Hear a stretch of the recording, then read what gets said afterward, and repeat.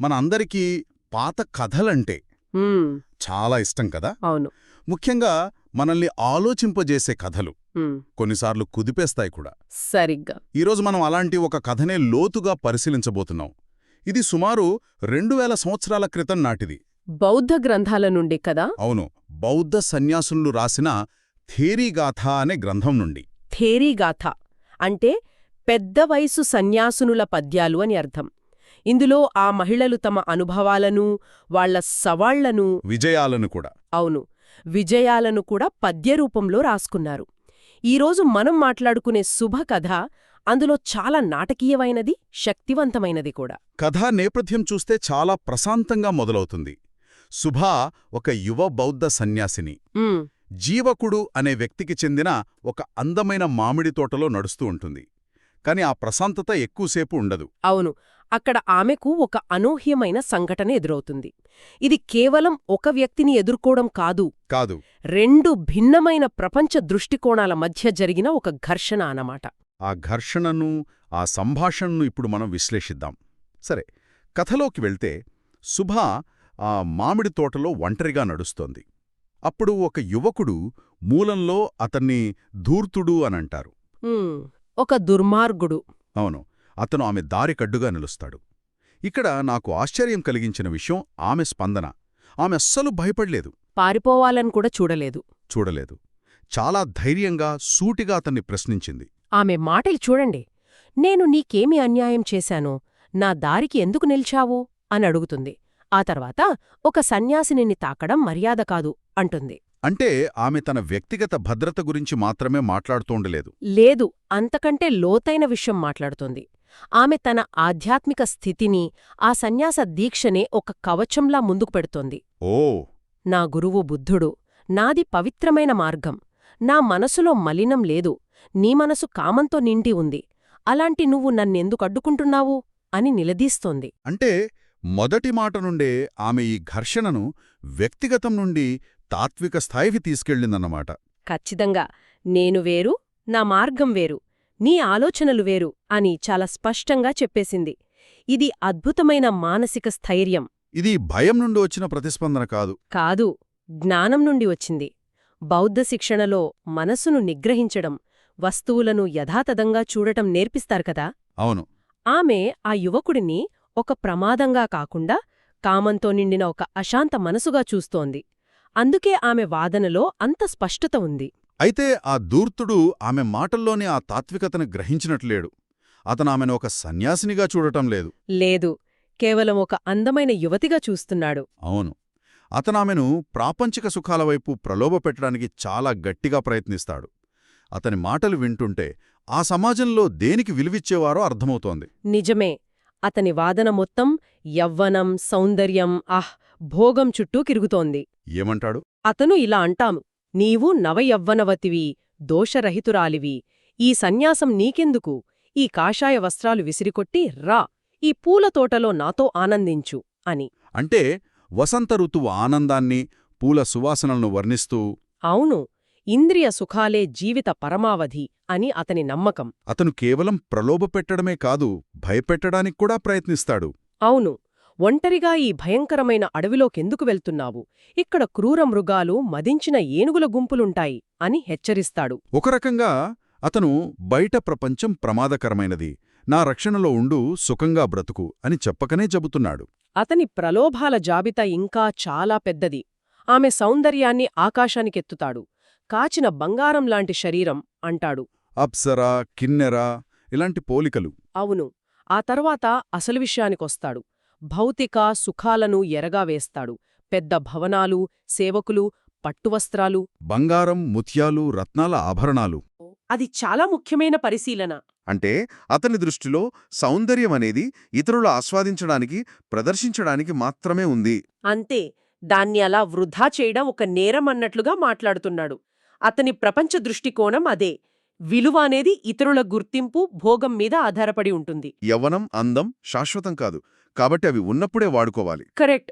ఇది సన్యాస మార్గానికి పూర్తి వ్యతిరేకమైన ఆలోచన కదా.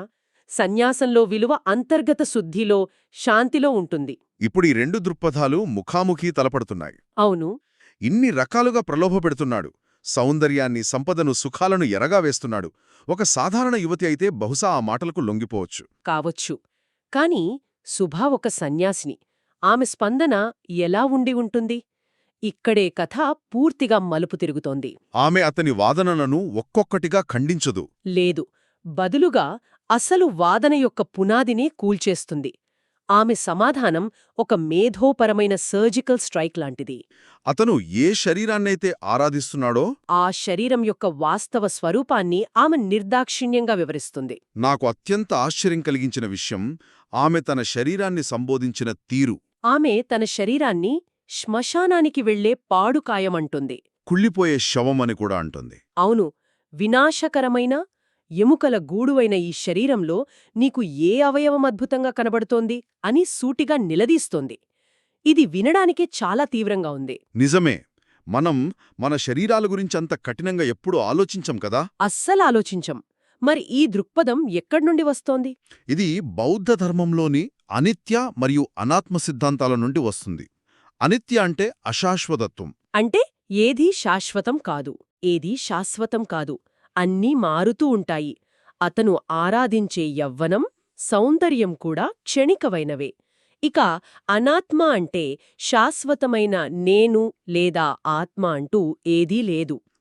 శరీరమనేది కేవలం ఎముకలు, మాంసం, రక్తం, చర్మం వంటి భాగాల తాత్కాలిక కలయిక మాత్రమే. అది నిరంతరం మారుతూ చివరికి నశించిపోతుంది. సుభా ఈ తాత్విక నిజాన్నే ఒక ఆయుధంగా వాడుతోంది. అంటే అతను బయటి రూపాన్ని చూసి భ్రమపడుతుంటే ఆమె ఆ రూపం వెనక ఉన్న వాస్తవాన్ని అతనికి చూపిస్తోంది. ఖచ్చితంగా. అందుకే ఆమె అతన్ని గుడ్డివాడా అని కూడా సంబోధిస్తోంది. అంటే కళ్ళు ఉండి కూడా నువ్వు నిజాన్ని చూడలేకపోతున్నావని. అవును. మూలగ్రంథంలో చూస్తే ఆ యువకుడు ముఖ్యంగా ఆమె కళ్లతో ఆకర్షితుడవుతాడు. అతను ఆమె కళ్లను జింక కళ్లతో, పర్వతాల్లోని కిన్నెర కళ్లతో, నీలి కలువ మొగ్గలతో పోలుస్తాడు. అవును, నీ కళ్లను చూసినప్పుడల్లా నాలో కామం పెరుగుతోంది అని చాలా స్పష్టంగా చెప్తాడు. అతను దేనిపై తన వ్యామోహాన్ని కేంద్రీకరించాడో అదే ఈ కథలో అత్యంత కీలకమైన అంశంగా మారబోతోంది. అతని వ్యామోహం ఎంత నిరర్ధకమైనదో చెప్పడానికి సుబా కొన్ని అద్భుతమైన ఉపమానాలు వాడుతోంది. అవును, నువ్వు చంద్రుడిని ఆటబొమ్మగా కోరుకుంటున్నావు అంటుంది. సుమేరు పర్వతాన్ని ఒకే అంగలో దాటాలని చూస్తున్నావు అని కూడా. అంటే ఇవి అసాధ్యమైన కోరికలని చెప్పడానికి. తర్వాత ఆమె తనలోని కామవాంఛలను అష్టాంగ మార్గం ద్వారా సమూలంగా నాశనం చేశానని చాలా గట్టిగా చెబుతుంది. ఆమె వాడిన మరో ఉపమానం ఇంకా లోతైనది. కీలుబొమ్మల ఉపమానం. అవును, ఆమె తన శరీరాన్ని కీలుబొమ్మలతో పోలుస్తుంది. ధర్మం అనే తాడులు, కర్రలు ఉన్నంతవరకే ఈ కీలుబొమ్మ పనిచేస్తుంది. అవి తీసేస్తే అది విడిపోయి చెల్లాచెదురుగా పడిపోతుందంటుంది. అలాగే గోడమీద గీసిన బొమ్మ, కలలో కనిపించే బంగారు చెట్టు ఎలాగో ఈ శరీరం కూడా అంతేనని, అదొక భ్రమ అని వివరిస్తోంది. ఆమె వాదనలో ఎక్కడా భావోద్వేగం లేదు, కేవలం నిర్మోహమాటమైన విశ్లేషణ మాత్రమే ఉంది. మాటలతో ఇంత స్పష్టంగా చెప్పినా అతను ఇంకా భ్రమలోనే ఉన్నాడు.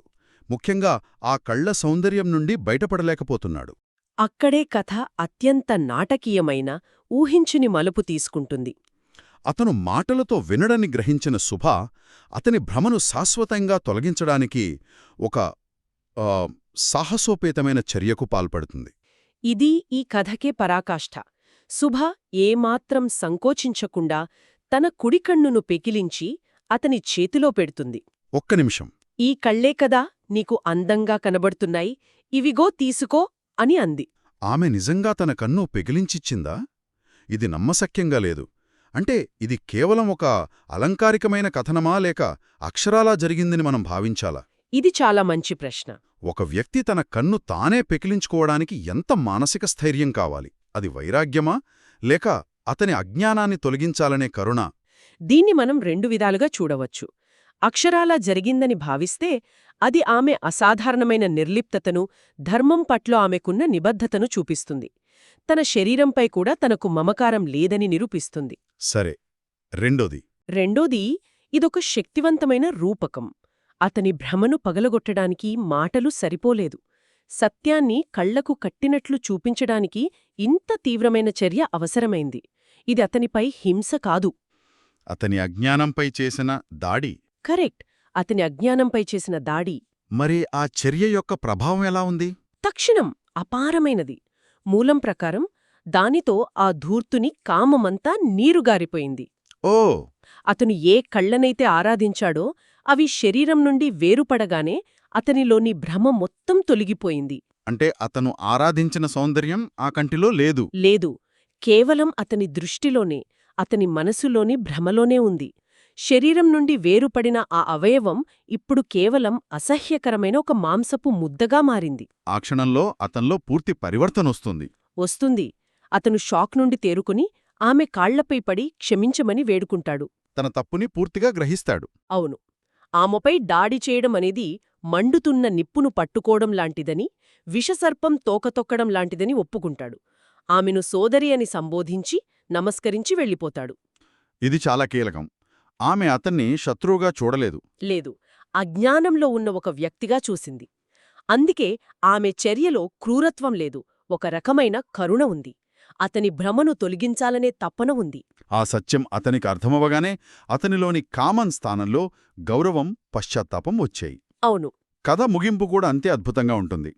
శుభ బుద్ధుని వద్దకు వెళ్తుంది. ఆయనను చూడగానే ఒక అద్భుతం జరుగుతుంది. ఆమెకు కన్ను తిరిగి వస్తుంది, మునుపటిలాగే మారిపోతుంది. బుద్ధుడు ఆమె సహనాన్ని అంటే క్షాంతిని ఎంతగానో మెచ్చుకుంటాడు. ఇది దేనికి సంకేతం? ఇది ఆమె ఆధ్యాత్మిక పరిపక్వతకు, నిర్వాణ మార్గంలో ఆమె సాధించిన ఉన్నతికి సంకేతం. భౌతికమైన కన్ను పోయినా ఆమె జ్ఞాననేత్రం తెరుచుకుంది. బుద్ధుని దర్శనంతో ఆమెకు పెల్గి కన్ను రావడమనేది ధర్మ మార్గంలో నడిచేవారి త్యాగం వృధా కాదని చెప్పే ఒక నమ్మకం. ఆమె తన శరీరంపై మమకారాన్ని జయించిందని నిరూపించుకున్న తర్వాత ఆ శరీరం తిరిగి పరిపూర్ణమయింది. సరే, అయితే ఇంత తీవ్రమైన, దాదాపు హింసాత్మకంగా అనిపించే ఈ కథ సారాంశమేమిటి? దీని నుండి మనమేమి గ్రహించాలి? ఇది కేవలం ప్రాపంచిక ప్రలోభాలపై ఆధ్యాత్మిక సంకల్పం సాధించిన విజయం గురించిన కథ మాత్రమే కాదు, అంతకంటే ఎక్కువ. ఓకే. దీన్ని మనం ఒక విస్తృత దృష్టికోణంలో చూస్తే ఈ కథ ఒక ప్రాథమికమైన ప్రశ్నను లేవనెత్తుతోంది. నిజమైన విలువ, నిజమైన సౌందర్యం ఎక్కడ ఉన్నాయి? భౌతిక రూపంలోనా లేక అంతర్గత స్వచ్ఛతలోనా? సరిగ్గా. ఈ సంప్రదాయం ప్రకారం భౌతిక రూపం అశాశ్వతమైనది, కాబట్టి దానిపై ఆధారపడిన ఆనందం కూడా తాత్కాలికమే. నిజమైన, శాశ్వతమైన విలువ మనస్ యొక్క స్వచ్ఛతలో, ధర్మ మార్గం పట్ల నిబద్ధతలో ఉంటుంది. అంటే శుభచర్య కేవలం ఒక వ్యక్తిని, అతని కోరికను తిరస్కరించడం కాదు, అసలు భౌతిక రూపంపై ఆధారపడిన ప్రపంచ దృష్టికోణాన్నే తిరస్కరించడం. అవును, మాటలతో చెప్పలేని ఒక లోతైన సత్యాన్ని ఒకే ఒక్క చర్యతో నిరూపించింది. ఆమె ఆ ధూర్తుడికి ఒక అద్దం పట్టింది. ఆ అద్దంలో అతను తన కోరిక యొక్క అసలు స్వరూపాన్ని చూసుకున్నాడు. దాని నిస్సారతను చూసుకున్నాడు. ఆ భ్రమ పగిలిపోయినప్పుడు అతనికి నిజం కనిపించింది. ఈ కథలో హింస లేదు, కేవలం సత్య నిరూపణ మాత్రమే ఉంది. అవును, ఒక అబద్ధాన్ని తొలగించడానికి చేసిన ఒక సాహసోపేతమైన ప్రయత్నం. ఇది ఆలోచించాల్సిన విషయమే. మన దైనందిన జీవితంలో కూడా మనం దేనినైతే అందం అని, విలువైనది అని భావిస్తామో అది నిజంగా ఆ వస్తువులోనే ఉందా? లేక మన మనసులోని అంచనాలలో, మన సంస్కృతి మనకు నేర్పిన అభిప్రాయాలలో ఉందా? అవును, ఈ కథ మనల్ని ఆ దిశగా ఆలోచింపజేస్తుంది. మన జీవితాల్లో మనం కూడా ఎన్నో మానసిక భ్రమలకు లేదా కోరికలకు అతుక్కుపోయి ఉంటావు. అది ఒక ఖరీదైన వస్తువు కావచ్చు, ఒక వ్యక్తిపై వ్యామోహం కావచ్చు, లేదా ఒక హోదా కావచ్చు. ఆ వస్తువులు లేకపోతే మన జీవితం అసంపూర్ణమని భ్రమపడతాం. నిజమే. శుభకథ మనల్ని ఒక సూటి ప్రశ్న అడుగుతుంది. అదేమిటి? మనల్ని బంధిస్తున్న ఆ భ్రమలను పగలగొట్టడానికి, వాస్తవాన్ని మరింత స్పష్టంగా చూడటానికి. రూపకంగా చెప్పాలంటే మన జీవితంలోని ఏ కన్నును మనం పెకిలించి వేయడానికి సిద్ధంగా ఉన్నాము? ఆ భ్రమను తొలగించడానికి ఎంతటి సాహసం అవసరం? శుభ కథ ఆ ప్రశ్నను మనం ముందుంచి మనల్ని నిశ్శబ్దంగా వదిలేస్తుంది.